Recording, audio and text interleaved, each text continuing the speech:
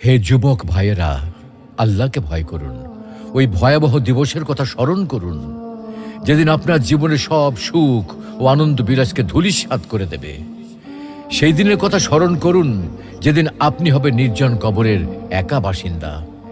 সেদিনের কথা স্মরণ করুন, যেদিন আপনার সন্তান সন্ততি, স্ত্রী, পরিবার, আত্মীয় স্বজন, পাড়া প্রতিবেশী, ধন সম্পদ, বন্ধু বান্ধব সব কিছু থেকে আপনি বিচ্ছিন্ন হয়ে যাবেন। কবরের সংকীর্ণতা ও ঘুটঘুটে অন্ধকারের কথা কি আপনার একবারও মনে পড়ে না? কবরের বিভীষিকাময় ও ভয়ঙ্কর অবস্থা কি আপনার স্মরণ হয় না? কবরের শাস্তির ভয় কি আপনার অন্তরাত্মা প্রকম্পিত হয় না? মুনকার নাকির ফেরেশতার দয় প্রশ্নের সঠিক জবাব কি আপনি দিতে পারবেন? একথা একবারও কি ভেবেছেন? অনুরূপভাবে কবরের অফুরন্ত সুখ ও অনাবিল শান্তির কথা কখনো কি আপনার হৃদয়ে পটে জাগ্রত হয় না?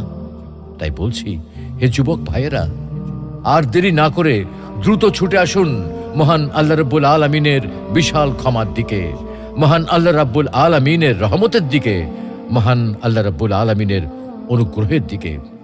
মহান আল্লাহ রাব্বুল আলামিন আপনাদেরকে বলছেন, তবু কি তারা আল্লাহর কাছে তওবা করবে না এবং তার কাছে মাপ চাইবে না?